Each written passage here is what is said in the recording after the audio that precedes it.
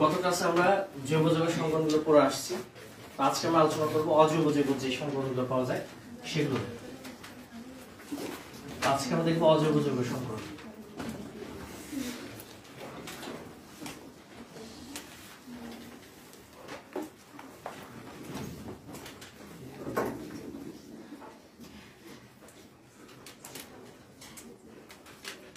আমরা সংকরণ তিনটা basic information পড়ে আসছিলাম গত ক্লাসে।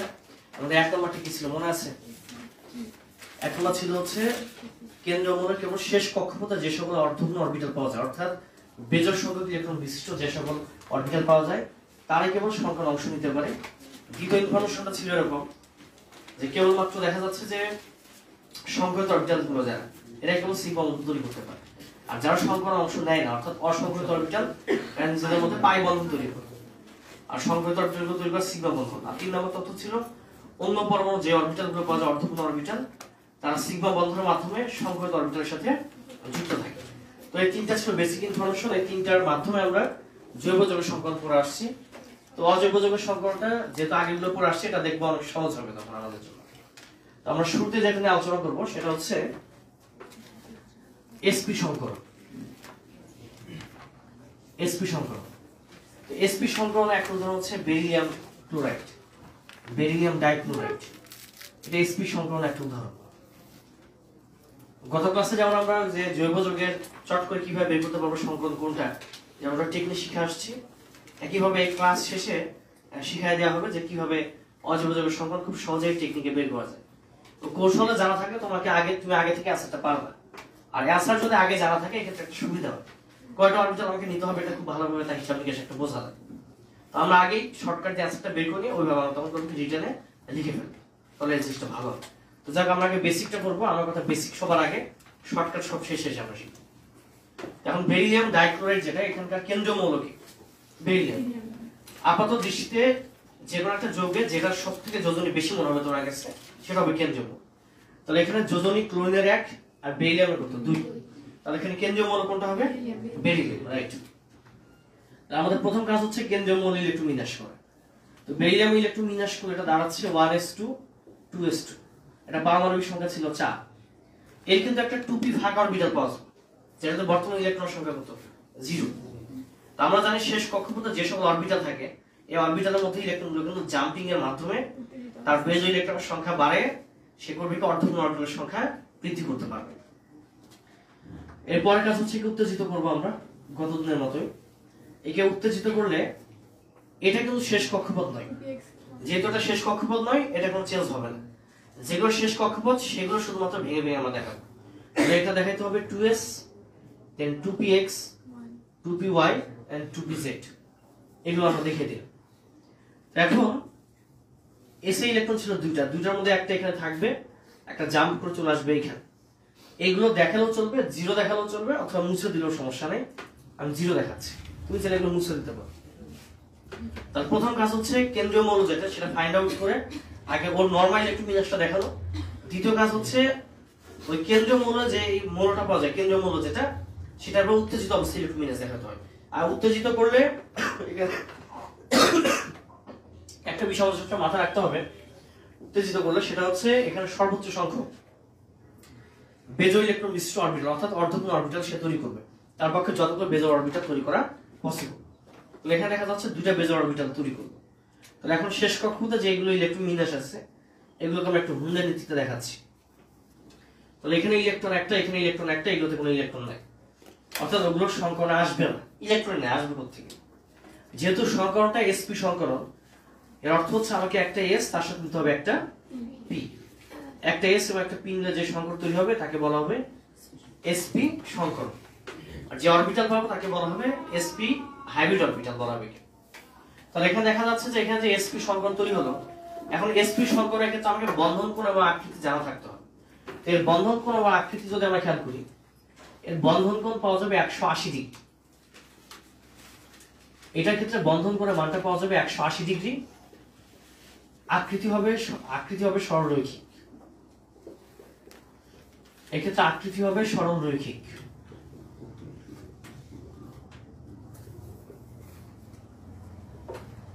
আকৃতি হবে সরলরৈখিক। অর্থাৎ এই বন্ধনক্রম আকৃতি জানা থাকলে এটা মোটামুটি একটা স্ট্রাকচার তোমাকে দেখাইতে হবে। আমরা যদি স্ট্রাকচার নিয়ে কাজ করি দেখা যাচ্ছে দুই পাশে আমরা দুটো লুপ দেখাইতে পারি, মোটামুটি সেম দেখাইতে হবে, আসলে আগ থেকে কম বেশি হয়। তো এটা বন্ধন গঠন আগ পর্যন্ত ইলেকট্রন ধারণ করবে কয়টা করে? একটা। তাহলে এটা একটা sp হাইব্রিড অরবিটাল, এটা আরেকটা sp হাইব্রিড অরবিটাল। তাহলে এখানে আমি শুরুতে আরেকবার বলি, এখানে বেরিলিয়াম ক্লোরাইড যে যৌগটা দেয়া আছে এর কেন্দ্রীয় মৌলটা হচ্ছে বেরিলিয়াম। এরপরে কাজ হচ্ছে কেন্দ্রীয় মৌলের উত্তেজিত অবস্থায় ইলেকট্রন বিন্যাস করতে হয়। এই উত্তেজিত অবস্থা হুন্ডেনকে দেখালাম আমরা। দেখানোর পরে সংকরণটা যেহেতু sp, এর বন্ধনক্রম আকৃতি এই মান দুটো তোমার মান এবং হচ্ছে আকৃতি জানা থাকতে হবে। জানা থাকলে এরপর স্ট্রাকচার তৈরি করতে হবে। পরের কাজ হচ্ছে অপর যে মৌলটা পাওয়া যাবে তার ইলেকট্রন বিন্যাস দেখাইতে হবে। এবার পরে যে মৌলটা পাওয়া যায় ক্লোরিন 17, এর ইলেকট্রন বিন্যাস যদি আমরা খেয়াল করি এটা পাওয়া যাবে 1s2 2s2 2p6 3s2 and 3p5। R 3p5 যেটা অর্থাৎ শেষ যেই অরবিটাল বা শেষ যে উপশক্তি স্তর আমরা পাবো, শেষ উপশক্তি স্তরটাকে আমরা ওইভাবে না দেখি আমরা একটু অরবিটাল আকারে দেখাবো, অর্থাৎ px py pz এভাবে দেখাইতে হবে। এভাবে দেখানোর উদ্দেশ্য কি? এভাবে দেখানোর উদ্দেশ্য হচ্ছে যে শেষে আমরা একটা অর্ধপূর্ণ অরবিটাল পাবো। এই অর্ধপূর্ণ অরবিটাল না যদি দেখায়, এটা ছাড়া কিন্তু আমরা কখনো এর সাথে সংকরণে আমরা যুক্ত করতে পারবো না। তো কানেকশন করতে গেলে আমাকে অবশ্যই অর্ধপূর্ণ অরবিটাল দেখাইতে হবে। কারণ আমরা এর আগে যখন চৌধুরী বন্ধন মতবাদ পড়ে আসলাম ওখানে আমরা একটা বিষয় পড়ে আসছিলাম যে মূলত সমসংখ্যক দুটো পরমাণু সমসংখ্যক অর্ধপূর্ণ অরবিটাল কি করে পরস্পর সংমিশ্রিত হয়। তাহলে ওটা অর্ধপূর্ণ অরবিটাল যদি না দেখাতে পারি তাহলে কিন্তু আমি এখানে এটা চটকে অ্যাড করতে পারবো না। তো অর্ধপূর্ণ অরবিটাল দেখার জন্য মূলত আমরা কি করবো, এটাকে ভেঙে ভেঙে এখন দেখাবো। তা 3p5 যেটা ছিল ওটাকে ভেঙে ভেঙে দেখালে হবে এরকম 3px 3py and 3pz। এখানে হবে দুটো, এখানে দুটো, এখানে ইলেকট্রন হবে একটা। তাহলে এখানে অর্ধপূর্ণ অরবিটাল কোনটা? এই যে এটা। এবার এটা এসে অ্যাড করতে হবে। তো গত ক্লাসে আমরা যখন জৈব যৌগের সমীকরণ দেখলাম ওখানে কিন্তু আমরা রাউন্ড আকার কিছু একটা অ্যাড করে আসছিলাম। রাউন্ড আকৃতি অ্যাড করার অর্থ কি ছিল? আগেটা ছিল s অরবিটাল, কিন্তু আজকে যেহেতু আমরা p অরবিটাল দেখতে পাচ্ছি তো pটা দেখতে কেমন ছিল, যে ডাম্বেলের মতো, ওরকম আমাকে ডাম্বেল অ্যাড করতে হবে। ঠিক আছে, তো লাস্টে আমরা এবার করব কি, এর সাথে দুই পাশে দুটো আমরা এখন ডাম্বেল অ্যাড করে দেব, অর্থাৎ বেজো যে অরবিটালটা ছিল বা অর্ধপূর্ণ যে অরবিটাল সেটা আমরা এখানে অ্যাড করে দেব। লাস্টে আমরা এখানে একটা ফাইনাল একটা স্ট্রাকচার পাবো, সেটা দেখতে হবে যে এরকম, এটা দেখতে হবে যে এরকম। এই যে এটা হচ্ছে সেই ক্লোরিন। এই পাশে এরকম আরেকটা আমরা ক্লোরিন দেখাই দিব, এই যেটা হচ্ছে সেই ক্লোরিন। এটা হলো বেরিলিয়াম ডাইক্লোরাইডের স্ট্রাকচার। তো এই হচ্ছে sp সংকরণের একটা উদাহরণ আমরা নিয়ে আলোচনা করলাম। তো এখানে আমরা মূলত 6টা স্টেপে প্রতি ক্ষেত্রে কাজ করব। এখানে দেখো প্রত্যেকটা ক্ষেত্রে 6টা করে স্টেপে আমরা কাজ করতেছি। প্রথম স্টেপ হচ্ছে কেন্দ্রীয় মৌল ফাইন্ড আউট করে ওটা ইলেকট্রন বিন্যাস দেখানো। দ্বিতীয় স্টেপ হচ্ছে কেন্দ্রীয় মৌল উত্তেজিত ইলেকট্রন বিন্যাস। তৃতীয় স্টেপ হচ্ছে ওই উত্তেজিত ইলেকট্রন বিন্যাসের হুমলে নীতি। 4 নম্বর স্টেপ বন্ধন কোন আকৃতি যদি জানা থাকে একটা স্ট্রাকচার রাখতে হবে। আসলে জানা থাকার কথা, জানা থাকতে হবে, যা স্ট্রাকচার রাখতে হবে। পরের কাজ হচ্ছে অপর যে মৌলটা পাওয়া যাবে সেটার জন্য আমরা ইলেকট্রন বিন্যাস দেখাবো, দেখিয়ে যে কোনো উপায় হোক তোমাকে একটা অর্ধপূর্ণ অরবিটাল দেখাইতে হবে। অর্ধপূর্ণ অরবিটাল দেখাই দিলাম এবং সেই অর্ধপূর্ণ অরবিটাল দেখা যাচ্ছে p। যদি এটা s হতো তাহলে আমরা কি করতাম? না, তখন রাউন্ড আকৃতি কিছু একটা। এটা যেহেতু p, এখানে ডাম্বেল। তো দুই পাশে দুটো ডাম্বেল দেখাই দিলাম, এই হচ্ছে সেই ক্লোরিনের অর্ধপূর্ণ অরবিটাল। এই তৈরি করতে হলো বেরিলিয়াম ডাইক্লোরাইড স্ট্রাকচার। তো এটা ছিল হচ্ছে sp সংকরণ। বুঝতে পারলাম? আর কোনো সমস্যা আছে? তো এটা খুব সহজ জিনিস ছিল। তাহলে আবার বলি 6টা স্টেপে কাজ করতে, প্রত্যেকটা ক্ষেত্রে দেখো 6টা করে স্টেপ। স্টেপ 1 যেটা, এক নম্বর স্টেপটা হচ্ছে কেন্দ্রীয় মৌল ইলেকট্রন বিন্যাস। স্টেপ 2 কেন্দ্রীয় মৌল উত্তেজিত ইলেকট্রন বিন্যাস। এরপরের কাজ হচ্ছে উত্তেজিত ইলেকট্রন বিন্যাসের হুন্ডা নীতি। তারপরটা হচ্ছে বন্ধনক্রম আকৃতি জেনে নরমাল একটা স্ট্রাকচার তৈরি করে। এরপরের কাজ অপর যে মৌলটা পাওয়া যায় সেটা ইলেকট্রন বিন্যাস করে অর্ধপূর্ণ অরবিটালটা ফাইন্ড আউট করে দিই। লাস্ট কাজ হচ্ছে এবার যা কিছু পেলাম এই স্ট্রাকচারের সাথে অর্ধপূর্ণ অরবিটালটা কেমন হবে, এটা গোলাকার হবে নাকি ডাম্বেলের মতো, এগুলো শুধু অ্যাড করলে ফাইনাল স্ট্রাকচারটা চলে আসবে। এই 6 ধাপে কাজ করতে হবে। স্যার ওখানে কি একটা করেই হবে ইলেকট্রনের যেটা কোথায়? আচ্ছা এখানে হ্যাঁ এই একটা ইলেকট্রন নিয়ে আসবে। ভালো কথা বলছ, আমি ভুলে গেছি একটা দিতে। এই একটা ইলেকট্রন নিয়ে আসবে, তাহলে দেখা যাচ্ছে বিপরীত স্পিন আমরা ইলেকট্রনগুলো দেখাই। আমরা যদি একটু খেয়াল করি, এই যে দেখো এটা হচ্ছে সেই মোটামুটি বেরিলিয়াম ডাইক্লোরাইড স্ট্রাকচার যেটা লিনিয়ার স্ট্রাকচার। তো কালোটাকে যদি আমরা বেরিলিয়াম হিসেবে কল্পনা করি, এটা যদি বেরিলিয়াম হয়ে থাকে তাহলে এই দুটো হচ্ছে ক্লোরিন। দেখা যাচ্ছে দুইটা ক্লোরিন দুই পাশে যুক্ত হয়ে গেল। এখন এটা আকৃতি কিন্তু সরলরৈখিক, এটা কিন্তু ক্লিয়ার। এখন বন্ধন কোণটা আসলে মাপি কিভাবে আমরা? বন্ধন কোণ মাপার সিস্টেম হচ্ছে কেন্দ্রীয় মৌলটাকে কেন্দ্র করে অপর দুটা মৌলের কৌণিক ডিসটেন্স মাপতে হবে। এই মৌল থেকে এই মৌলের কৌণিক দূরত্ব যেটা সেটা কত ডিগ্রি? 180 ডিগ্রি। এই কারণটা বন্ধন কোণের মান হচ্ছে 180 ডিগ্রি। বুঝতে পারলাম? এবার আমরা আলোচনা করব sp2 সংকরণ। sp2 সংকরণ আমরা একটা উদাহরণ দেখব। sp2 সংকরণ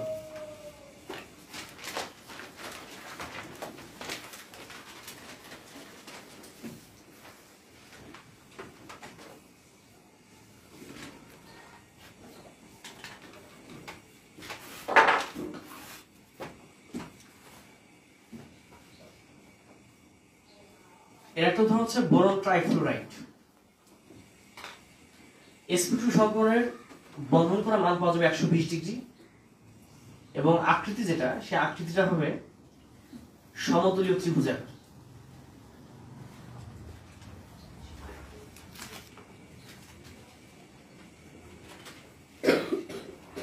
এটা হবে সমতলীয় ত্রিভুজাকার, অর্থাৎ একই সমতলে একটা ত্রিভুজ তৈরি করে ফেলবে।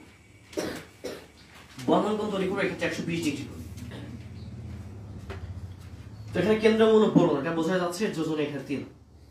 তো বোরনের পারমাণবিক সংখ্যা 5। প্রথমে আমরা এটা আগে ইলেকট্রন বিন্যাস করে ফেলবো। এটা ইলেকট্রন বিন্যাস করলে হবে 1s2 2s2 and 2p1 এটা। এর পরের কাজ কি বলছিলাম আমরা? এখানে কেন্দ্র মৌলটাকে উত্তেজিত করতে হয়। একে উত্তেজিত করলে পাবো এরকম 1s2 then 2s, আর এটাকে ভেঙে ভেঙে দেখাইতে হবে। এটা ছিল উপশক্তি স্তর আকারে, এটাকে দেখাইতে হবে অরবিটাল আকারে। এই যে 2px 2py এবং 2pz।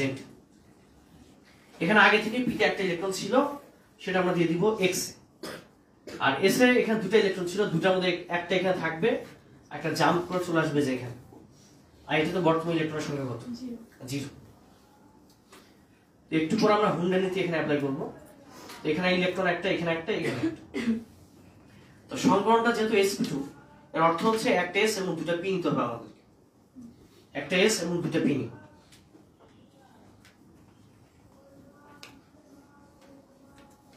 একটা s এবং দুটো p নিতে হবে। আবার একটা কথা বলি,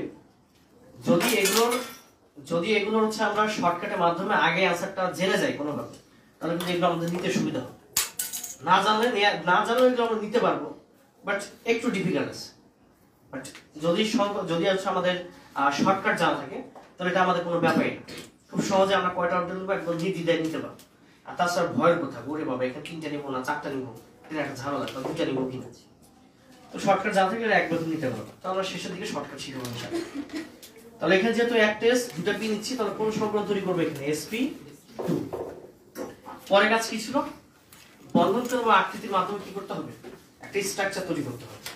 তাহলে এখানে বোরন যেটা, সেই বোরনের দেখা যাচ্ছে এখানে বন্ধন কোণ হবে 120 ডিগ্রি, আকৃতি হবে ত্রিভুজাকার। এখানে লুপ দেখাবো কয়টা? এবার লুপ ওই যে অর্ধপূর্ণ অর্ধেক যেটা দেখায় পীর, কয়টা দেখাবো? 3টা না? কারণ গত ক্লাসে আমরা পড়ে আসছিলাম যে সমসংখ্যক কি করে, নতুন অরবিটাল তৈরি করে। তাহলে এখানে একটা s, তার সঙ্গে ছিল দুটা p। তাহলে যতগুলো অরবিটাল ঠিক ততগুলো নতুন অরবিটাল তৈরি করবে। এটা স্ট্রাকচার হবে যেরকম, 3 দিকে 3টা দেখাই দিল। বর্তমানে ইলেকট্রন ধারণ করবে একটা করে, প্রত্যেকটা হচ্ছে sp2 সংকরিত অরবিটাল। পরের কাজ কি? অপর মৌল ইলেকট্রন বিন্যাস দেখাবো। তাহলে এখানে ফ্লোরিন যেটা, এটা ইলেকট্রন বিন্যাস যদি দেখাই আমরা 1s2 2s2 2p5 হবে। এই 2p5 কে একটু ভেঙে ভেঙে দেখাইতে হবে। একে ভেঙে ভেঙে দেখানো হবে এরকম 2px 2py এবং 2pz। তো 5টা ইলেকট্রন, তাহলে এখানে দেবো দুটো, এখানে দুটো, এখানে দিতে হবে কয়টা? একটা। তাহলে এখানে দুটো, এখানে দুটো, এখানে দিতে হবে একটা। তাহলে অর্ধপূর্ণ অরবিটাল কোনটা এখানে বলো তো? 2pz, right. এটা হচ্ছে অর্ধপূর্ণ অরবিটাল। যেহেতু এটা p পেলাম আমরা, তাহলে p মানে কি? এটা কি অ্যাড করতে হবে? ডাম্বেল নাকি রাউন্ড? ডাম্বেল অ্যাড করতে হবে, রাইট। হ্যাঁ, তো ফাইনাল স্ট্রাকচারটা আমি এই পাশে দেখাচ্ছি। তো ফাইনাল স্ট্রাকচার হবে যে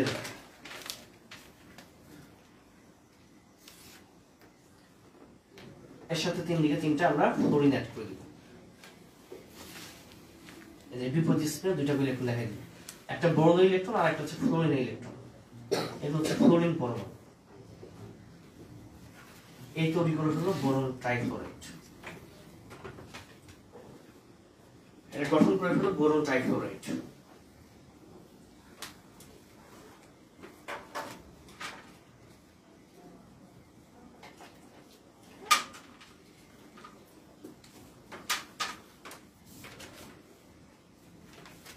স্যার এদের সিগমা পাই বন্ধন হয় না? অজোবজোগের ক্ষেত্রে এরকম অনেক সময় আসে না, যৌবজোগের ক্ষেত্রে সিগমা পাই একটা বিষয় থাকে। এর ক্ষেত্রে সিগমাই মূলত শব্দ তো সিগমা, পাই গুলো দেখা যায়। এবার খেয়াল করো, এই যে এটা হচ্ছে সেই বোরন ট্রাইফ্লোরাইড স্ট্রাকচার। এই যে সমতুল্য ত্রিভুজ আকার কেন বলা হয়? তারা প্রত্যেক একই তলে পাওয়া যায়। দেখো এটা যদি একটা তল হয়, এটা তো তলের সাথে সবকটা পরমাণু একসাথে লেগে আছে, তাহলে একই তলে থাকবে না। আবার দেখা যায় ত্রিভুজ এমন হতে পারে যে একই তলে নেই, হতেও পারে এরকম। যাই হোক, এখানে একই তলে পাওয়া যাচ্ছে, সমতুল্য বলছে এখানে, এবং ত্রিভুজ আকার। আর বন্ধন করে আমার 120 ডিগ্রি অর্থই না যে এরকম ত্রিভুজ তৈরি করবে, বিষয়টা এরকম না। অ্যাকচুয়ালি মাপতে বলছিলাম কিভাবে, কেন্দ্র থেকে বিবেচনা করে অপর দুটা পরমাণুর কৌণিক দূরত্ব, যে কৌণিক দূরত্ব মাপটা দেখা যাবে এখানে 120 ডিগ্রি করে পাওয়া যাবে। বুঝতে পারলাম কথাটা? তো এখানে 120 ডিগ্রি করে বন্ধন কোণ পাবো, আর আকৃতিটা হবে সমতলীয় ত্রিভুজাকার। তো এটা ছিল হচ্ছে আমাদের এই বোরন ট্রাইফ্লোরাইড তথা sp2 সংকরণ একটা উদাহরণ। এটা বুঝতে পারলাম কি? আরেকবার বুঝিয়ে দিচ্ছি। এখানে কেন্দ্রীয় মৌল বোরন, এটা ইলেকট্রন বিন্যাস করলাম, এটাকে উত্তেজিত অবস্থায় ইলেকট্রন বিন্যাস দেখালাম, সেটা হুন্ডা নীতি। বন্ধন কোন আকৃতি জেনে একটা স্ট্রাকচার তৈরি করতে হবে, অপর মৌল ইলেকট্রন বিন্যাস করে অর্ধপূর্ণ অরবিটাল দেখাতে হবে, সবশেষে ফাইনাল স্ট্রাকচার দেখাতে হবে। বারে বারে খেয়াল করবো এই 6টা স্টেপে বারবার কাজ হচ্ছে। বুঝলাম কিনা? এটা বোঝা গেছে?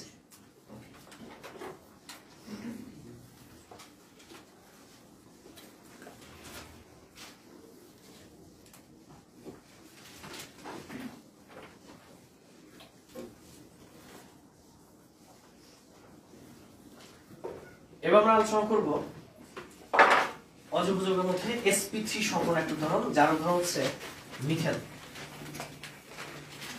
sp3 এর একটা উদাহরণ হচ্ছে মিথেন। তো এখানে কেন্দ্রীয় মৌল কি বলতো? কার্বন। এখানে কেন্দ্রীয় মৌলটা হচ্ছে কার্বন। এটা ইলেকট্রন বিন্যাস করলে হবে 1s2 2s2 আর 2p2 হবে। পরের কাজ কি? একে উত্তেজিত করতে হবে। যে উত্তেজিত করলে কি করতে হবে? মাথায় একটা টিপ দিয়ে দিতে হবে, হ্যাঁ, যাতে নজর না লাগে। তো মাথায় একটা টিপ দিয়ে দিলাম, স্টার্ট দিতে হয় এখানে 1s2 দেন 2s 2px 2py 2pz। পিটা আগে থেকে দুটো ইলেকট্রন ছিল, সেটা এক্স এ থাকবে একটা, ওয়াই থাকবে একটা, আর এস এ দুটো ইলেকট্রন ছিল, এখানে দেখা যাচ্ছে একটা ঘর ফাঁকা। তখন সে কি করবে? একটা ইলেকট্রনের পাশে দিয়ে দিবে। ঠিক আছে, একটা ইলেকট্রনের পাশে দিয়ে দিই, একটা ইলেকট্রন এখানে দিয়ে দিই। এবার দেখা যাচ্ছে মিথেন জৈব যৌগ না? হ্যাঁ, মিথেন জৈব যৌগ না? হ্যাঁ জৈব যৌগ। তাহলে আচ্ছা, যদিও অজৈব যৌগ লিখে বলছি, সেটা সবসময় মূল কথা হচ্ছে আমরা প্রত্যেকটা একটা উদাহরণ দেখাতে চাচ্ছি। আর মূলত জৈব যৌগ বলতে যেগুলো হচ্ছে আমরা আসলে যেগুলো গতটা দেখছিলাম আর কি, যে থেকে বড় বড় যেগুলো স্ট্রাকচার ছিল। হ্যাঁ, যদি হয়তো অজৈব লিখছি, লিখা আমার হচ্ছে আর জৈব যৌগ উদাহরণ দেওয়া শুরু করছে। আচ্ছা, যাই হোক, পরে দেখো দেখা যাচ্ছে যেখানে দেখা যাচ্ছে যে এখানে একটা ইলেকট্রন, এখানে একটা ইলেকট্রন, এখানে একটা ইলেকট্রন, এখানে একটা ইলেকট্রন। ঠিক আছে, প্রত্যেকটা ক্ষেত্রে আমরা একটা করে এখানে ইলেকট্রন দেখাবো। প্রত্যেকটা ক্ষেত্রে একটা করে ইলেকট্রন দেখানোর পরে এবার যদি আমরা একটু খেয়াল করি, তো সংকরণটা যেহেতু sp3, ঠিক আছে, সংকরণটা যেহেতু sp3, তাহলে একটা s নিতে হবে, তার সাথে p নিতে হবে কয়টা? তার সাথে তিনটা নিতে হবে p। তাহলে এখানে তৈরি করে ফেলবে sp3 তৈরি করবে, এখানে তৈরি করবে sp3 তৈরি করবে, হ্যাঁ, এখানে তৈরি করে ফেলবে sp3। তো sp3 যখন তৈরি করবে, এটার স্ট্রাকচারটা কিন্তু হবে যে এরকম, এই যে এরকম হবে এটা স্ট্রাকচার। তো এখানে দেখা যাচ্ছে প্রত্যেকে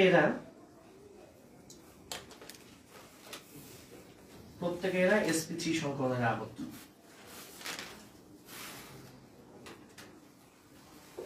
এর প্রত্যেকের sp3 সংকরণ এরা আছে। এবার অপর যে পরমাণুটা হাইড্রোজেন তার একটা ইলেকট্রন বিন্যাস দেখাবো 1s1। তো এটা দেখা যাচ্ছে এটা কি রাউন্ড শেপ আমরা অ্যাড করতে হবে না, এটা তো একটা অর্ধপূর্ণ অরবিটাল, তো এটা জাস্ট অ্যাড করে দিব আমরা। তো এটা যদি অ্যাড করি তখন হবে যে এরকম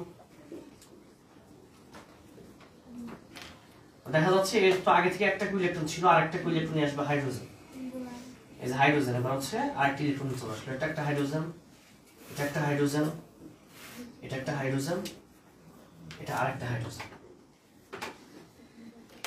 তো বুঝলাম কিনা এটা বুঝা গেল?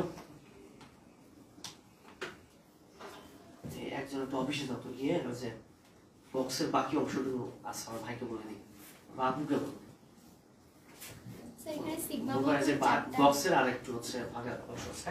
এখানে কি সিগমা বন্ধন চারটা? হ্যাঁ 4টা সিগমা বলবো। এই যে বক্সের বাকি অংশটুকু তুমি আসো তো আমার ইয়েতে আছে টেবিলের উপর। দেখা যাচ্ছে যে এখানে আমার এইভাবেই মিথেনটা তৈরি হয়ে গেল। আচ্ছা আমি একটা অজৈব যৌগ দিয়ে দেখাচ্ছি, সমস্যা নেই। হ্যাঁ আসলে আমরা পড়ানোর সময় একবারে মিথেন আলোচনা করে অভ্যস্ত সবসময় sp3 তে, অসুবিধা আমি একটা দেখাচ্ছি, আমি একটু স্ট্রাকচার তৈরি করে দেখাচ্ছি, কোনো অসুবিধা নেই।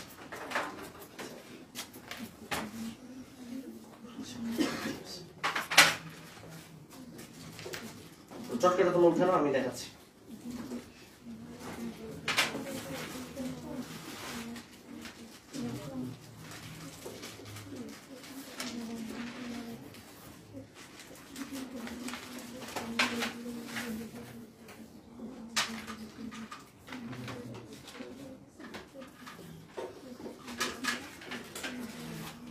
খুব দ্রুত একটা চটকা উঠে নাও তোমরা, আমি দেখাচ্ছি না, এটা স্ট্রাকচার দেখাচ্ছি।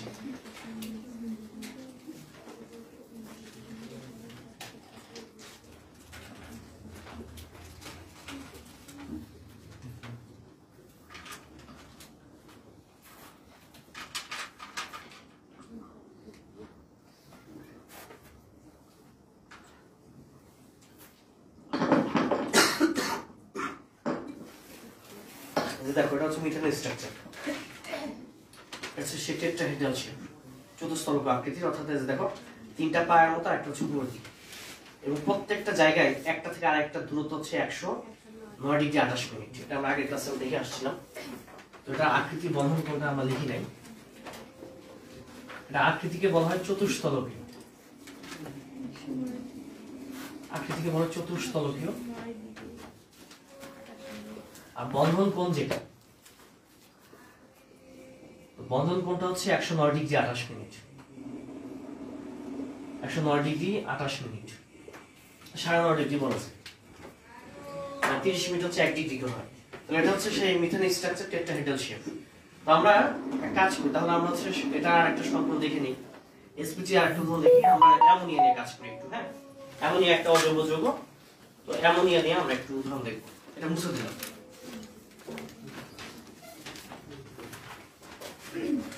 আচ্ছা আমরা আরেকটা যৌগ দেখবো অ্যামোনিয়া। তো অ্যামোনিয়ার ক্ষেত্রে আবার যেটা হয় সেটা হচ্ছে এখানে মূলত তোমার কিছু পরিমাণ দেখা যায় যে একটা মুক্তজয়ী ইলেকট্রন থাকে। তো মুক্তজয়ী ইলেকট্রন যখন থাকবে তখন কিন্তু তার বন্ধন পরিমাণ একটু কমে আসবে এবং তার আকৃতিটা একটু চেঞ্জ হতে পারে। আর সংকরণটা sp3, কিন্তু sp3 সংকরণের মধ্যে বন্ধন করা আকৃতি এবং বন্ধন পরিমাণ আকৃতি মাত্রা চেঞ্জ হয়। এটাকে বলা হচ্ছে ভেসপা থিওরি বলা হয়, ওটা আমরা নেক্সট ক্লাসে পড়ব। ভেসপা থিওরির মাধ্যমে মূলত মুক্তজয়ী ইলেকট্রন আসলেই বন্ধন করা আকৃতির একটু চেঞ্জ আসে, কিন্তু সংকরণটা সেম থাকে। আমরা ওরকম একটা উদাহরণ দেখবো। নাইট্রোজেন, আমরা একটা যৌগ নিচ্ছি অ্যামোনিয়া, এখানে কেন্দ্র মূল কোনটা হবে? নাইট্রোজেন। তো নাইট্রোজেন ইলেকট্রন বিন্যাস যদি করি এটা হবে 1s2, 2s2 আর 2p হবে 3, 2p3। তো এটাকে উত্তেজিত করার যেটাই কোনো লাভ নেই, কারণ ওর কোনো 2d কোনো ফাঁকা অরবিটাল পাওয়া যায় না। যদি কোনো 2d ফাঁকা অরবিটাল থাকতো ইলেকট্রন জাম্পিং করতো, এখানে জাম্পিং করার সুযোগ নেই। তাহলে এখন আমাদেরকে এটাই দেখাইতে হবে, এই যে তিনটা সিঙ্গেল ইলেকট্রন। তাহলে বলতে গেলে মুক্তজয়ী ইলেকট্রন কতগুলো, বন্ধনযোগী ইলেকট্রন কতগুলো? মুক্তজোর কয়টা? একটা। মুক্তজোর একটা, বন্ধন যুগল তিনটা। তাহলে বন্ধন গঠন আগে থেকে যারা জোড় অবস্থায় থাকে তাদের বলে মুক্তজোর। লন পেয়ার ইলেকট্রন, অর্থাৎ এরা কিন্তু বন্ধন অংশ নিবে না। এটাকে দেখানো কিভাবে? ওই যৌগের মাথায় কেন্দ্র মূলের উপর কি করতে হয়, দুটা ছোট ছোট টিপ দিতে হয়, তাই না? ছোট ছোট দুটা ডট দিতে হয়।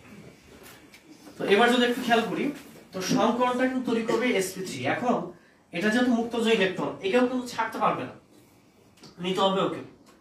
মূল কথা হচ্ছে মুক্তজয়ী ইলেকট্রনটা তোমায় কাউন্ট করতে হবে। তাহলে এগুলো সব কয়টা তোমায় কাউন্ট করতে হবে। কাউন্ট করে আমরা নিচ্ছি কয়টা কি, একটা নিচ্ছি s, তার সাথে নিলাম কয়টা, তিনটা p, মিলে তৈরি করছে sp3। ওটাকেও নিতে হবে, মুক্তজয়ী ইলেকট্রন থাকলে নিয়ম হচ্ছে ওকেও নিতে হবে, কিন্তু ওটা বন্ধন দেখানোর কোনো প্রয়োজন নেই। বন্ধন দেখাবো যেগুলো হচ্ছে বেজোর সেগুলো। তাহলে এখন এটা স্ট্রাকচারটা তখন তৈরি করবে যে এরকম, তো তিন দিকে তো যেরকম তিনটা হওয়ার কথা ছিল, তাই না? আসলে এটা কিন্তু এরকম হবে, টেট্রাহেড্রাল তো, এটা তো আসলে এভাবে দেখানো উচিত না, আমার অনেক সময় এভাবে দেখাই, কোনো অসুবিধা নেই। আর মুক্তজয়ী ইলেকট্রন যেটা, সেটাকে তুমি এই যে এভাবে দেখানো যায় অ্যাকচুয়ালি, এইদিকে তো একটা কিছু থাকবে, এখানে তুমি এই যে ডট আকারে মুক্তজয়ী ইলেকট্রন দেখাতে পারো, কোনো সমস্যা নেই। আর কোনো মৌল থাকলে ওখানে অ্যাড করতাম, যেহেতু কোনো মৌল নেই ওখানে আমি কিন্তু অ্যাড করতে পারবো না, মুক্তজয়ী ইলেকট্রন থাকলে এভাবে দেখাইতে পারবো, যেখানে মৌল এখানে কোনো কিছু অ্যাড হচ্ছে না। এবার অপর একটা মৌল নাও তুমি, হাইড্রোজেন। এটা sp3 সংকরণে আছে, এটা sp3 তে আছে, এটা sp3 তে আছে। এবার অপর একটা মৌল নাও, সেটা হচ্ছে হাইড্রোজেন। এই ইলেকট্রন বিন্যাস করে আমরা পাচ্ছি 1s1। তো এটাই কিন্তু সে অর্ধপূর্ণ অরবিটাল, এটাই সে অর্ধপূর্ণ অরবিটাল। এটা যদি অর্ধপূর্ণ অরবিটাল হয়ে থাকে, তাহলে ফাইনাল স্ট্রাকচারটা কেমন হচ্ছে? এটাকে সোজা দেখানো চলে, বাট আমি একটু কোণাচে ভাবে দেখাচ্ছি, কারণ ওর পেছন দিকে একটা অংশ থাকে যেটা আসলে এইভাবে আমরা সামনে থেকে দেখতে পারবো না। হ্যাঁ, যেমন একটু খেয়াল করো, এই যে মিথেন, মিথেনের যে এই পায়া যেটা, এটা কিন্তু পেছনের দিকে আছে। তো পেছনের দিকে যদি থাকে, এটা যদি এইভাবে থাকতো তাহলে একটা কথা ছিল, সোজা আকারে দেখাইতাম। এটা তো থাকে পেছনের দিকে, তো পেছনের দিকে থাকাতে এটা দেখানো তো যায় না, কারণ এটা 2D সারফেস, বাট এটা স্ট্রাকচারটা কেমন 3D, ওটা দেখানো পসিবল না। তখন আমরা করি কি, এটাকে সামনে থেকে দেখলে কেমন একটু ছোট ছোট লাগতেছে, এগুলো তো একটু ছোট ছোট লাগতেছে সামনে থেকে যদি দেখি, আর একটু বাঁকাও মনে হচ্ছে, তখন আমরা করি একটু বাঁকা আকারে দেখা, যদি একটু ছোট দেখাইতে হয়, যখন আঁকতে গিয়ে ভাই এটা হাতের মাপে কম বেশি হবে, ওটা বলে লাভ নেই। আর মূল কথা হচ্ছে আমরা এখানে চিত্রশিল্পী না যে খুব ধীরে সুস্থে একদম অ্যাকুরেট চিত্র আঁকবো এরকম কোনো বিষয় না, দ্রুত বলতে আমাদের হচ্ছে এগুলো আগাইতে হবে। যাই হোক, দেখো এটা তুমি মুক্তজয়ী ভাবে দেখাইতে পারো, কোনো সমস্যা নাই, নাহলে তুমি এখানে ডট আকারে দেখাইতে পারবো, তাও অসুবিধা নেই। হাইড্রোজেন অ্যাড করে দাও, এটাকে বলা হয় পিরামিডীয় শেপ, ঠিক আছে?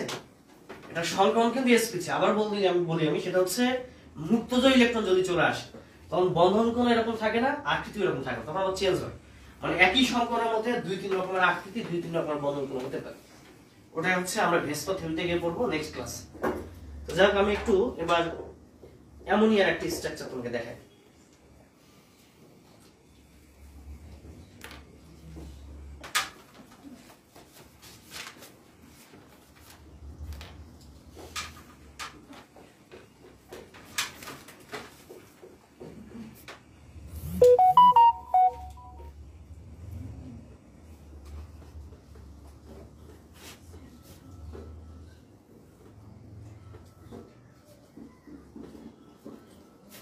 দেখো এটা পিরামিড আকৃতি তৈরি করতেছে, এটা এই যে দেখো, এই যে পিরামিড আকৃতি।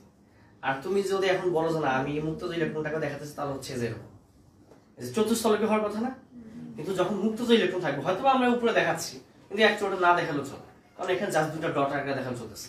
এটাকে যদি বাদ দিই, এটাকে যদি নেই, ধরে নাও মুক্তজয়ী ইলেকট্রনটাকে আমি লাল কালারে দেখালাম, এটা যদি মুক্তজয়ী ইলেকট্রন, তাহলে কিন্তু চতুস্থলক টেট্রাহেড্রাল বোঝা যাচ্ছে, চতুস্থলকে। এখন এটাকে বাদ দিতে হবে, বাদ দিয়ে মুক্তজয়ী ইলেকট্রনকে স্ট্রাকচার মধ্যে নিয়ে আসতে হয় না, তাহলে কেমন হচ্ছে, পিরামিড আকৃতি না?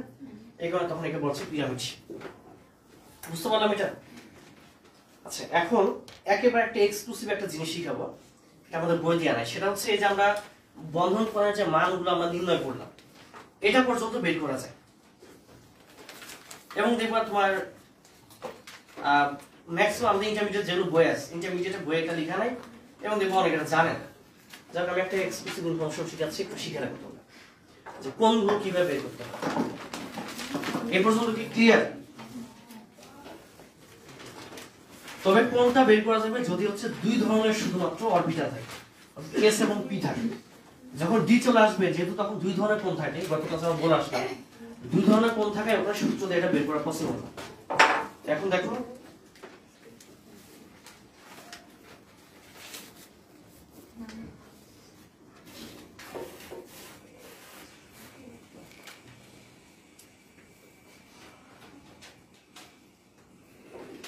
এই যে আমরা কোন যেগুলো পড়লাম, যে এখানে sp সংখ্যা হলে কোনটা কত ছিল 180 ডিগ্রি, তারপর দেখা যাচ্ছে যখন sp2 তখন কোনটা ছিল 120 ডিগ্রি, sp হলে কোণের মান 180 আর sp3 হলে 109 ডিগ্রি 28 মিনিট। একদম দেখো অ্যাকুরেট মান বের হবে। এটা সূত্রটা হচ্ছে থিটা, যেটা এই থিটাটা হচ্ছে cos inverse minus s divided p। এই সূত্র তুমি প্রত্যেকটা বের করতে পারবে। মাইনাস s ডিভাইডেড p টা কি? s টা হচ্ছে s এর সংখ্যা, p হচ্ছে p এর সংখ্যা। দেখবে একদম অ্যাকুরেট মান বের চলে আসবে। একজন ক্যালকুলেটর বের করে শুধু একজন প্রমাণ করে দেখাবো যে ঠিক আছে কি। প্রথমে আমরা দেখবো sp সংকলনের ক্ষেত্রে। sp ক্ষেত্রে থিটা দেওয়া হচ্ছে কি cos ইনভার্স মাইনাস এখানে s কয়টা আছে? একটা। p কয়টা? একটা। তাহলে এখানে 1 ডিভাইডেড 1 কত আসবে দেখো তো? কত আসে দেখো? আলো হিসাব করো। অসুস্থ ক্যালকুলেটর নিয়ে চলে আসছে। বল কত আসছে এটা? এই যে দেখো 180 ডিগ্রি চলে আসছে। 180 ডিগ্রি চলে আসছে, প্রমাণ হয়ে গেল। sp2 সংকলন নাও। এক্ষেত্রে থিটা সমান কি লেখা যায়? cos inverse is a minus 1 divided 2। ঠিক আছে, এই ক্ষেত্রে মানটা কত আসবে দেখো তো?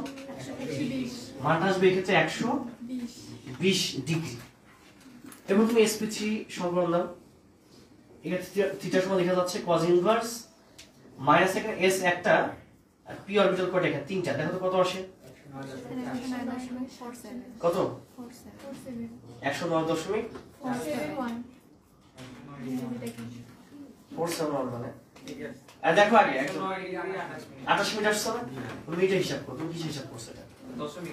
দশমিকে না, এটা হচ্ছে তুমি ওই যে ত্রিকোণমিতিক যা কিছু আছে ওগুলো হিসাব করো। আচ্ছা কত আসছে এটা? 109 ডিগ্রি 28 মিনিট। প্রমাণ হয়েছে?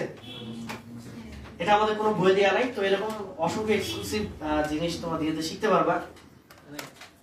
তো বিষয় হচ্ছে যে আমাদের জানলে একটা সুবিধা আছে। জানলে সুবিধাটা কি? চট করে তুমি ভুলেও যদি যাও বের করতে পারবে এটা। তো ফ্রেন্ডদের সাথে এগুলো নিয়ে খেলবা। হ্যাঁ, এই বলতো 120 ডিগ্রি কিভাবে হয়, ওরা বুঝাবে 120 ডিগ্রি হচ্ছে। বলবো যে না, তোর কথা আমি বিশ্বাস করো, প্রমাণ করে দেখা। দেখো কেউ প্রমাণ করতে পারবে না। হ্যাঁ, তুমি ওখানে একটা ম্যাজিক দেখাই দিলা, এই যে আমি প্রমাণ করতে পারি। ঠিক আছে, যাক আশা করি এগুলো ইনশাআল্লাহ আমরা পারবো। চলো এখন আমরা বাকি সংকলনে চলে যাবো। এবার দেখবো আমরা sp3d সংকলন এবং sp3d2 সংকলন দেখবো আমরা। স্যার অ্যামোনিয়ার বন্ধন কোণের মান কি এটাই? কি? অ্যামোনিয়ার 107 ডিগ্রি হবে। মুক্ত যে ইলেকট্রন থাকে কমে আসে, ওটা আমরা ভেস্পা থিওরি থেকে আলোচনা করবো নেক্সট ক্লাসে। হ্যাঁ, মানে যেখানে মুক্ত যে ইলেকট্রন আসবে সেখানে একটু ব্যতিক্রম না, ওটা আসলে নিয়ম আছে, চার্ট আছে। চার্ট পড়লাম যে আমাদের যেটা বই দিয়ে আছে, যেটা হচ্ছে তোমাদের কনসেপ্টগুলো একটা চার্ট আছে, ফুয়াদ স্পেশাল আকারে লিখে আছে ভেস্পা থিওরি। ঠিক আছে, চলো আমরা শুরু করি পরের অংশ।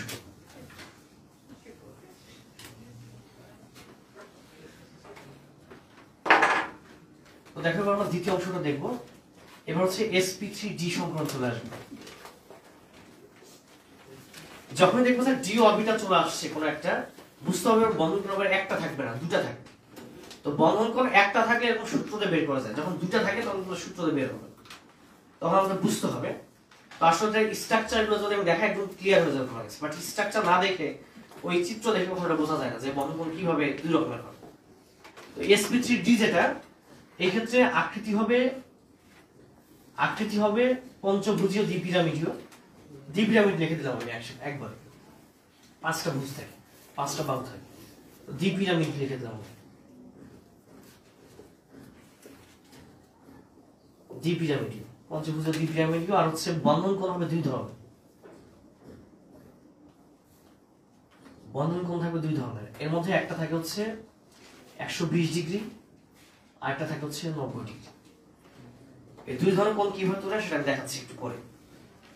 তো এটার একটা উদাহরণ আমরা দেখব, ফসফরাস পেন্টাক্লোরাইড।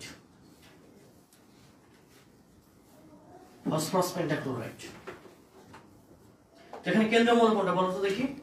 কেন্দ্রীয় মৌল কোনটা? ফসফরাস। এখানে কেন্দ্রীয় মৌল ফসফরাস। ইলেকট্রন বিন্যাস করলে হবে 1s2 2s2 2p6 3s2 আর 3p কত হবে এখানে? 3 হবে। এর কিন্তু একটা ফাঁকা ডি অরবিটাল পাওয়া যাবে, সেটা বর্তমানে কত? 3d0। এবার এটা যদি উত্তেজিত করা হয়, উত্তেজিত করলে এই এখান থেকে একটা ইলেকট্রন জাম্প করে dxy চলে যাবে। ডি তো অরবিটাল থাকে কয়টা? 5টা না? ডি অরবিটাল পাওয়া যায় 5টা, 5টার মধ্যে একটা এখানে ইউজ হবে। তাহলে এখানে একটু পরে দেখা যাচ্ছে যে শুধুমাত্র শেষ কক্ষপথগুলো চেঞ্জ হবে, আগের গুলো ওরকমই থাকবে, সেম থাকে। তখন এটা হবে 3s 3px 3py 3pz 3dxy, একটা মিলিয়ে চলতেছে, কোনো অসুবিধা নেই। 3টা ইলেকট্রন ছিল, 3 জায়গায় একটা একটা করে দিয়ে দিলাম, 3 জায়গায় একটা একটা করে দিয়ে দিলাম। আর এখানে এস এর যে দুটো ছিল, দুটার মধ্যে একটা এখানে থাকবে, একটা জাম্প করে চলে আসবে xy। তাহলে এখানে বেজোর অরবিটাল তৈরি করবে কয়টা? 5টা। আমরা একটু আগে বলে আসছিলাম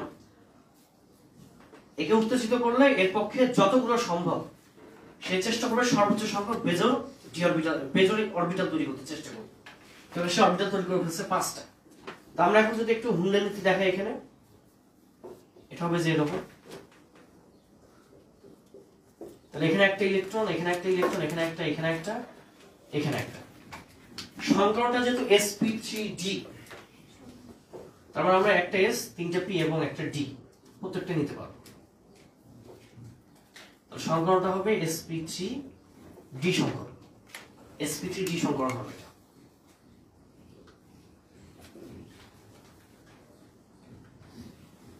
তো এবার এদের বন্ধন কোন আকৃতি জেনে এদের স্ট্রাকচার তৈরি করতে হবে। এদের স্ট্রাকচারটা কেমন একটু খেয়াল করো।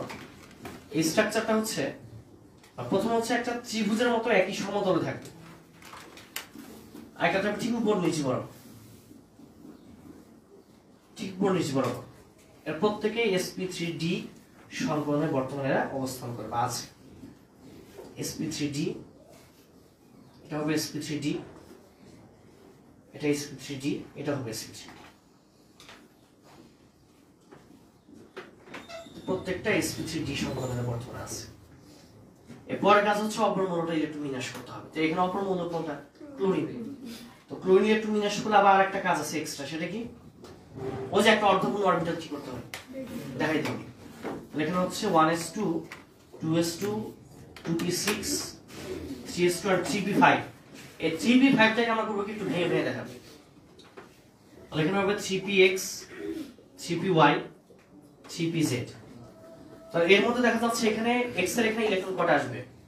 দুইটা। y এর এখানে ইলেকট্রন দুইটা, z এ আসবে একটা। তাহলে এটা হচ্ছে সেই অর্ধপূর্ণ অরবিটাল।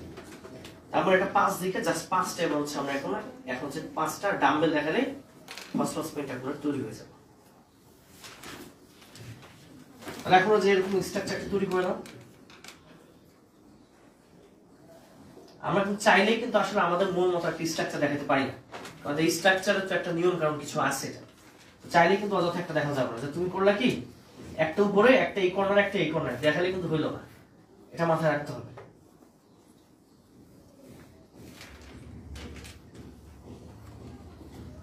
এবার এখানে তুমি একটা ডাম্বেল অ্যাড করো, এটা একটা ক্লোরিন, এখানে একটা ডাম্বেল অ্যাড করো, এখানে একটা ক্লোরিন, প্রত্যেকটা বিপরীত স্পিনে একটা ইলেকট্রন দেখায় দাও। এখানে ডাম্বেল অ্যাড করো, ইলেকট্রন দেখায় দাও, ডাম্বেল অ্যাড করে ইলেকট্রন দেখায় দাও। আচ্ছা তোমরা একটু এগুলো আঁকার সময় একটু ভালোভাবে আঁকবা, বোর্ডে একটু প্রথম কথা স্লিপ করা, দ্বিতীয় কথা আমি দ্রুত কাজ করতেছি, অত ভালো হবে না। এই যে হচ্ছে ফসফরাস পেন্টাকুলার স্ট্রাকচার। এখন আমি তোমাদেরকে এটা একটা স্ট্রাকচার তৈরি করে দেখাই।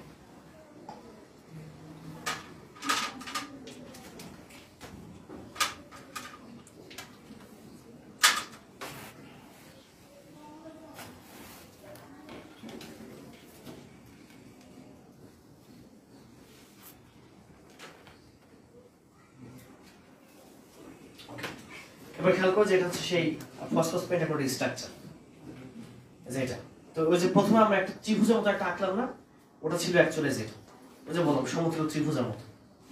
এই কারণে কিন্তু বললাম যে তোমার ইচ্ছা মতো কিন্তু অযথা এখানে একটা এই কোণার একটা ওই কোণার একটা দেখালে হবে। আগে ত্রিভুজের মতো একটা এঁকে নিলাম, এরপরে কি করবো উপরে একটা নিচে একটা দিলাম না, এই যে উপরটা যেটা এই যে নিচেরটা যেটা, তার মানে আমরা কিন্তু প্রসিডিউর মেনে কিন্তু স্ট্রাকচার তৈরি করতেছি। তো এখানে বন্ধন কোণ ছিল কয় ধরনের?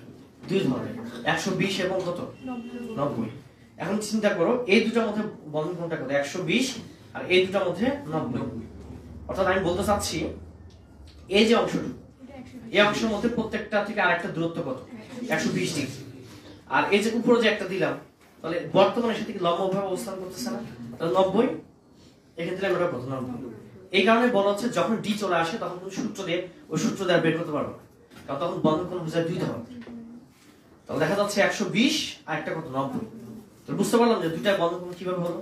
এবং একে বলছে দ্বি পিরামিডীয়। দেখো উপরে একটা পিরামিড তৈরি করে ফেলছে কিনা, নিচে দেখো কিন্তু আরেকটা পিরামিড তৈরি করে ফেলছে, এটাকে বলছে দ্বি পিরামিড।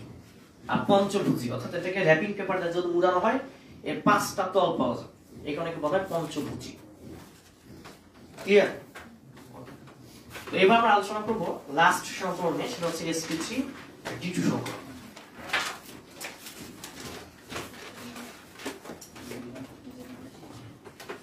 বুঝতে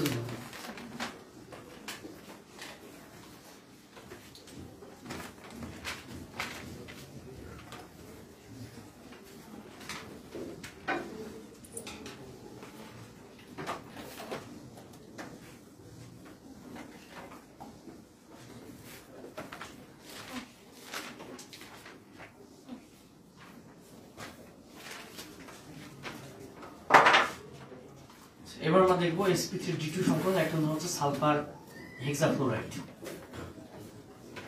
তো এটা আকৃতি হচ্ছে অষ্টতলকীয়, এটা আকৃতি অষ্টতলকীয়। বন্ধন কোণের মান 2 ধরনের হয়, 90 ডিগ্রি এবং 90 ডিগ্রি। আর দুটো 90 ডিগ্রি পাওয়া যায়, একটা হচ্ছে সমতল 90 ডিগ্রি আর একটা হচ্ছে লম্ব 90 ডিগ্রি। একটু স্ট্রাকচার দেখলে আরো ক্লিয়ার।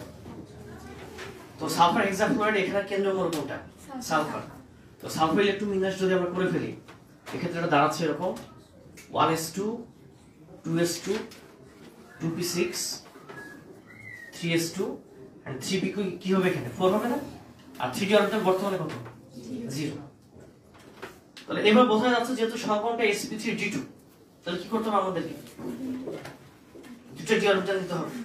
এই কারণে কিন্তু বারবার বলে দিচ্ছি আমি যে আগে থেকে যদি অ্যান্সারটা একটু আমরা বুঝতে পারি, আজ করতে পারি, তখন আমরা লিখতে সুবিধা হবে। কারণ ডি একটা নিব নাকি দুইটা নিব, এটা অনেকে ঝামেলায় পড়ে যায়। আর বিষয়টা কিন্তু এরকম না যে আমি শর্টকাট দিয়ে এসে বেসিক শিখাচ্ছি, বিষয়টা এরকম না। আমাদের বেসিক আমরা শিখতেছি, কিন্তু ওটা জানা থাকলে, পাশাপাশি একটু শর্টকাট গুলো জানা থাকলেও দেখা যায় আমরা বিভিন্ন সময় একটু উপকার পাবো।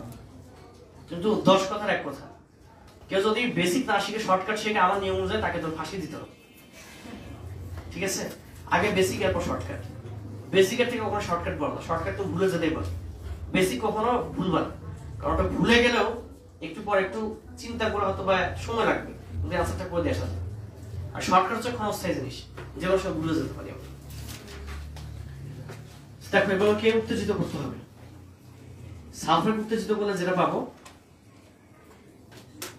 1s2 2s2 2p6, এই যে শেষগুলো কি করতে হবে? ভেঙে ভেঙে দেখাতে হবে। তাহলে এটা হচ্ছে 3s 3px 3py আর 3pz। এখানে দুটো নিব আমরা, xy yz। তাহলে p তে এখানে দেখো এসে এখানে দুটো ছিল, এখানে দুটো ছিল, এখানে একটা, এখানে একটা। এরকম হওয়ার কথা না? এরকম তো হওয়ার কথা, এমনি তো নরমাল। এখান থেকে একটা করবে কি, থাকবে একটা জাম্প করে চলে গেল ওইদিকে, আর এখান থেকে একটা থাকবে একটা জাম্প করে চলে গেল ওইদিকে। আর কোনটা থেকে কোনটা যায় ওটা নিয়ে তোমার মাথা ব্যথা করার দরকার নেই, যে এটা থেকে xy যাবে নাকি এটা থেকে yz যাবে, অত চিন্তা দরকার নেই। আবার তুমি বসে কি দুটা ছিল, দুটা থেকে একটা জাম্প করে চলে গেল বসে। দেখো এবার দিতে ছিল 5টা, তাহলে এখানে একটা দেখাচ্ছি, এখানে একটা, এখানে একটা, এখানে একটা, এখানে একটা, এখানে একটা। তো সমীকরণটা যেহেতু sp3d2, এর অর্থ হচ্ছে আমাকে একটা s অরবিটাল নিতে হবে, p অরবিটাল নিতে হবে কয়টা? 3টা। আর d অরবিটাল নিতে হবে এক্ষেত্রে 2টা। টোটাল অরবিটাল পাচ্ছি কয়টা? 6টা। তাহলে লুপ তৈরি করবে কয়টা? 6টা। যতগুলো অরবিটাল নিব ততগুলো লুপ তৈরি করবে। তাহলে এটা হচ্ছে sp3d2 সমীকরণ। এই স্ট্রাকচার হবে যেরকম। আগে ত্রিভুজ দিয়ে উপর নিচে একটা দিলাম না, এবার একটা চতুর্ভুজ দিয়ে উপর নিচে একটা দিতে হবে। চতুর্ভুজ দেওয়ার পর উপর নিচে একটা। বন্ধন গঠন আগ পর্যন্ত প্রত্যেক ইলেকট্রন ধারণ করবে একটা। প্রত্যেকটাই sp3d2 সংকর, sp3d2 sp3d2 sp3d2 sp3d2।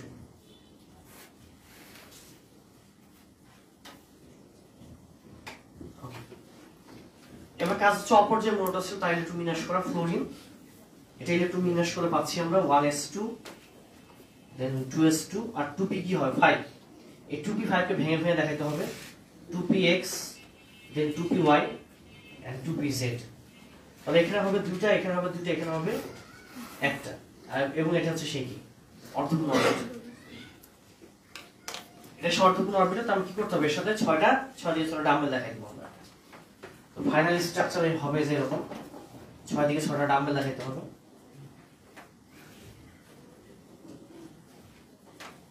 ওকে, এখানে ডাম্বেল দেখাই দাও, দুটো ইলেকট্রন দিয়ে দাও বিপরীত স্পিনে। শোনো, এটা বোর্ডে আঁকতে গিয়ে কিন্তু স্লিপ করে এলোমেলো হয়ে যায়, তোমরা একটু ভালোভাবে আঁকবা বাসায় গিয়ে পড়ে। এই যে প্রত্যেক হচ্ছে ফ্লোরিন, তৈরি করে ফেললো সালফার হেক্সাফ্লোরাইড। এটা হচ্ছে sp3d2 সম্পর্ক একটা উদাহরণ, তৈরি করে ফেললো সালফার হেক্সাফ্লোরাইড।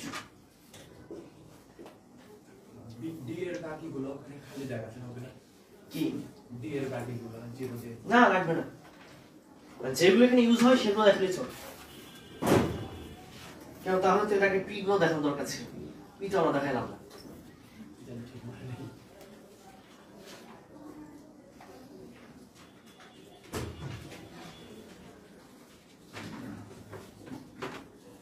দেখো এই যে হচ্ছে সে সালফার হেক্সাফ্লোরাইড স্ট্রাকচার।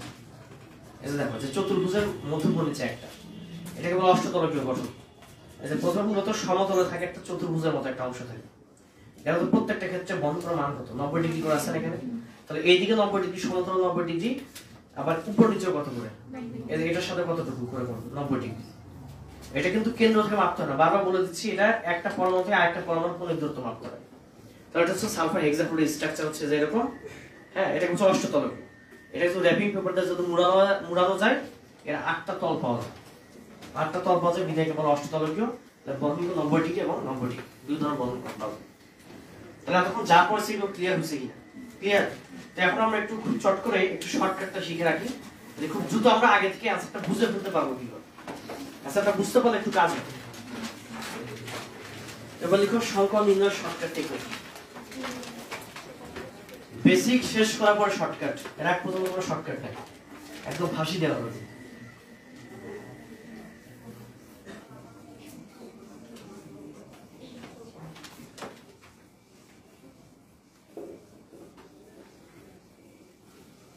একটা জিনিস কি খেয়াল করছো, আমরা যেখানে 6টা সমীকরণ দেখলাম একদম একই প্যাটার্ন ছিল, বারবার 6টা স্টেপ ফলো করে আসতেছে। মূলত সবগুলো একই প্যাটার্নে পড়লে দেখা যায় জিনিসগুলো বুঝতে সুবিধা হয়। এখন এগুলো জন্য একটু বই পড়তে হবে, বই পড়ে মাঝখানে কিছু ভাষা লিখতে হবে, মানে কি কি লিখবো এগুলো একটু, যেমন ইলেকট্রন বিন্যাস আগে লিখতে হবে, যেটা ইলেকট্রন বিন্যাস করবে এসে এগুলো লিখতে হবে। হ্যাঁ, এগুলো লিখে লিখে কাজ করতে হবে।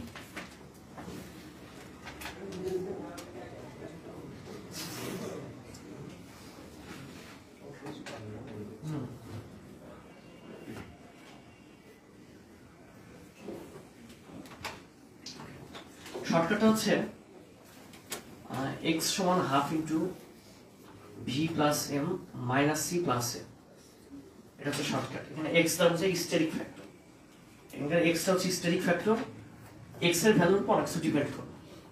তো x এর ভ্যালু যদি 2 হয়, এটা হিসাব নিকাশ আমি শিখাচ্ছি, x এর ভ্যালু যদি 2 হয় তাহলে দুইটা অরবিটাল আছে এরকম একটা সংকর হবে আছে, তো কি হবে এটা sp, রাইট।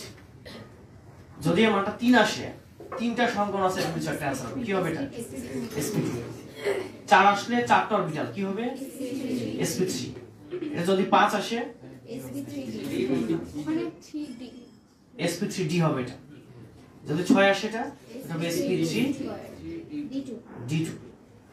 এরপর 7 পাওয়া যায় sp3d3, ওগুলো আমাদের অবশ্যই ইন্টারমিডিয়েট সিলেবাস না, আমাদের সিলেবাসে sp3d পর্যন্ত আছে। তো এখন v কি m কি c কি এবং a কি একটু লিখে নাও। এই v ফর ভ্যালেন্স ইলেকট্রন, অর্থাৎ যোজ্যতা স্তর যে ইলেকট্রনগুলো থাকে, তো ভিটা একটু লিখে নাও। কেন্দ্রীয় মৌলের শেষ কক্ষপথে ইলেকট্রনের সংখ্যা, এটা হচ্ছে ভি। ভি হচ্ছে কেন্দ্রীয় মৌলের শেষ কক্ষপথে ইলেকট্রনের সংখ্যা। কেন্দ্রীয় মৌলের শেষ কক্ষপথে ইলেকট্রন সংখ্যা, এটা হচ্ছে ভি।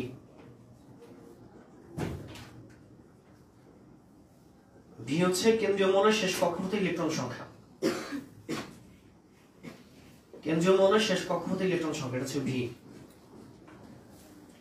আচ্ছা, এরপর মনোভ্যালেন্ট অ্যাটম। মনোভ্যালেন্ট অ্যাটমের অর্থ হচ্ছে যাদের যোজনী এক, এরকম পরমাণু কয়টা পাওয়া যায় সেটা। তাহলে এমটা লিখো একযোজী পরমাণুর সংখ্যা। এম হচ্ছে একযোজী পরমাণুর সংখ্যা। এম হচ্ছে একযোজী পরমাণুর সংখ্যা। এমটা হচ্ছে একযোজী পরমাণুর সংখ্যা। C for cation, charge of cation. এটা এখন ক্যাটায়নের চার্জ সংখ্যা, এবং ক্যাটায়নের চার্জ থেকে সেটা বাদ দিতে হবে। প্লাস চার্জ যতগুলো থাকবে ততগুলো আমরা বাদ দিয়ে দিব। এটা হচ্ছে চার্জ অফ ক্যাটায়ন, ক্যাটায়নের চার্জ সংখ্যা। এটা হচ্ছে চার্জ অফ অ্যানায়ন, অ্যানায়নের চার্জ সংখ্যা। এ হচ্ছে অ্যানায়নের চার্জ সংখ্যা, অ্যানায়নের চার্জ সংখ্যা। তো ক্যাটায়নের চার্জ থাকলে বাদ দিতে হয়, আর অ্যানায়নের চার্জ থাকলে যোগ করে দিতে হবে। চলো শুরু। আচ্ছা, ধরে নাও তোমাকে দেয়া আছে বেরিলিয়াম ডাইক্লোরাইড দিয়ে দেখাই, শুরু থেকে শুরু। কেন্দ্রীয় মৌল কোনটা? বেরিলিয়াম। তাহলে সূত্র যে x হচ্ছে এক স্টেরিক ফ্যাক্টর, x এর পরিমাণটা বের করতে হবে। তো সূত্রের হাফ। এরপর বেরিলিয়াম, এরপর হচ্ছে বেরিলিয়াম শেষ কক্ষপথে ইলেকট্রন কতগুলো পাওয়া যায়? আচ্ছা, আমি তোমাকে দারুণ একটা শর্টকাট বা ট্রিক শিখাচ্ছি, খুব সহজে এটা বের করতে পারবে। এটা মূলত যখন আমি অ্যাডমিশন ক্লাসে তখন এটা শিখাই, এর আগে সময় শিখাইছিলাম। কোন মৌলের পারমাণবিক সংখ্যা যদি 2 এর চাইতে বড় বা 10 এর চাইতে যদি ছোট হয়, এক্ষেত্রে তুমি শুধু এখান থেকে 2 বাদ দিয়ে দিবা। তাহলে একটা মৌলের শেষ কক্ষপথে কয়টা ইলেকট্রন বের হয়ে চলে আসবে, ইলেকট্রন বিন্যাস করতে হবে। মৌলের পারমাণবিক সংখ্যা যদি 10 এর চাইতে বড় বা 18 এর চাইতে ছোট হয়, এখান থেকে শুধু 10 বাদ দিয়ে দিবা। 10 মাইনাস করে দিলেই ওই মৌলের শেষ কক্ষপথে ইলেকট্রন কয়টা বের হয়ে চলে আসবে। খুবই সিম্পল একটা ট্রিক্স এটা। এই সময় যেহেতু আমাদের বেসিক শেষ, এগুলো একটু অ্যাডমিশন কিছু ট্রিক শিখাচ্ছি। তার মানে একটু যে খালি ট্রিক্সের উপর আমার চলতেছে, বিষয়টা হবে এরকম। তো যাই হোক, তাহলে দেখা যাচ্ছে পারমাণবিক সংখ্যা 2 এর চাইতে বড় বা 10 এর চাইতে ছোট, তাহলে এখানে বাদ দিতে হবে 2। পারমাণবিক সংখ্যা 10 এর চাইতে বড় কিন্তু 18 এর চাইতে ছোট, বাদ দিতে হবে 10। তাহলে বেরিলিয়ামের পারমাণবিক সংখ্যা কত ছিল? 4। তাহলে শেষে ইলেকট্রন থাকবে কয়টা? 2টা। তাহলে ভির পরিমাণ এখানে কত হবে? 2। এখন দেখো এখানে যে মৌলটা পাওয়া যাচ্ছে ক্লোরিন, এক যোজনী কত? 1 না? তাহলে এরকম এক যোজন বিশিষ্ট মৌল যে কয়টা পাওয়া যায় তার সংখ্যা এখানে বসাই দিতে হবে। কয়টা পাওয়া যাচ্ছে এখানে? 2 বসাইতে হবে। এখানে কি প্লাজমা চার্জ পাওয়া যাচ্ছে? তারপর সি এবং এর কোনো কাজ নাই, পাওয়া যাচ্ছে 2। আর 2 হলে এটা কি হবে? এটা হবে sp সংখ্যা। দেখো আমরা তাই কিন্তু দেখে আসছি। Phosphorus pentachloride. তো এখানে x এর ভ্যালু কত হবে? এখানে x এর ভ্যালু এখানে কত বের হবে দেখি আমরা। ফসফরাস পারমাণবিক সংখ্যা কত? 15। তাহলে শেষ ইলেকট্রন কয়টা পাওয়া যাবে? 5টা। এটা এখন মুখোমুখি অ্যান্সার পারতেছো, বাট ইলেকট্রন বিন্যাস করতে হলে অন্তত 30 সেকেন্ড সময় লাগবে, আর 2 সেকেন্ডের ভিতরে অ্যান্সার হবে। তাহলে এটা শেষে 5, একযোজী পরমাণু ক্লোরিন, এর সংখ্যা কত? 5টা। প্লাস প্লাস চার্জের প্রয়োজন নাই, তাহলে এখানে কত পাচ্ছি আমরা? 5। আর 5 হলে সেটা কি হবে? sp3d হবে এটা। আচ্ছা, ধরে নাও অন্য 2-4টা নেই, ধরে নাও কার্বন ডাই অক্সাইড। তো কার্বন ডাই অক্সাইড যদি আমরা একটু খেয়াল করি, তো এখানে দেখো কেন্দ্রীয় মৌল কার্বন, কার্বনের পারমাণবিক সংখ্যা 14, তাহলে শেষ ইলেকট্রন আছে কয়টা? 4টা। 10 বাদ দিতে হবে 4। এখন দেখো তো অক্সিজেনের যোজনী কত? সরি, ভুল বলছি নাকি? আচ্ছা, ওটা বড় কি ভট্টর বলে দিচ্ছি। আচ্ছা স্যার, সরি, একটু মিস্টেক হয়েছে। মানে আসলে বিবেক কাজ করে না, আবেগ কাজ করে। বিবেক কাজ কোনটা বলতাম না। তো কার্বনের পারমাণবিক সংখ্যা হচ্ছে 6। আমি যখন কার্বন 14 আইসোটো বলেছিলাম, এর পারমাণবিক সংখ্যা 6, তাহলে হচ্ছে 2 বাদ দিলে শেষ ইলেকট্রন পাওয়া যায় কয়টা?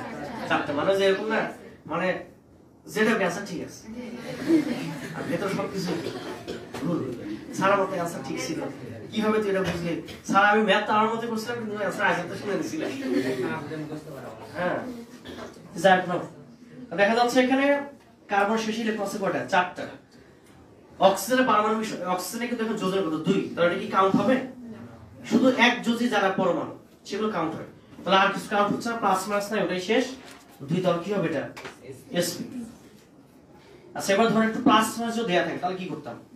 ধরো দেয়া আছে অ্যামোনিয়াম আয়ন NH4+ দেয়া আছে, তাহলে এখানে এক্স এর বের করতাম কিভাবে? নাইট্রোজেন এখানে পারমাণবিক সংখ্যা এর কত 7, বাদ দিব কত 2, বাদ দিলে পাচ্ছি 5। হাইড্রোজেন পারমাণবিক সংখ্যা কত?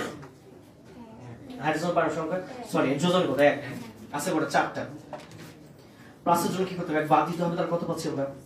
কত পাওয়া যাবে এখানে 4, তাহলে কি হবে? এটা sp3। আবারও দেখি আবেগ কাজ করতেছে। আচ্ছা না, তো বলছে সালফেট। তো সালফেটের ক্ষেত্রে এই যে x এর ভ্যালু আমরা বের করতে চাচ্ছি, স্ট্যাটিক ফ্যাক্টর বের করতে চাচ্ছি। তো প্রথমে সূত্রে হাফ, সালফার পারমাণবিক সংখ্যা কত 16, বাদ দিব 10, শেষ ইলেকট্রন থাকে 6টা। অক্সিজেন কি কাউন্ট হবে এখানে? হবে না, বাট মাইনাস চার্জ থাকায় 2 কি করতে হবে? যোগ করে লিখতে হবে। তাহলে কত পাচ্ছি আমরা 4, এটা কি হবে? sp3 হবে। এটা ধরে নাও দিয়ে আছে কার্বনেট, এক্ষেত্রে তাহলে কেমন হবে? কার্বনেট। তো এখানে সূত্রে হাফ কার্বনের পারমাণবিক সংখ্যা আবারও কত 6, তাহলে শেষ ইলেকট্রন পাবো কয়টা? 4টা।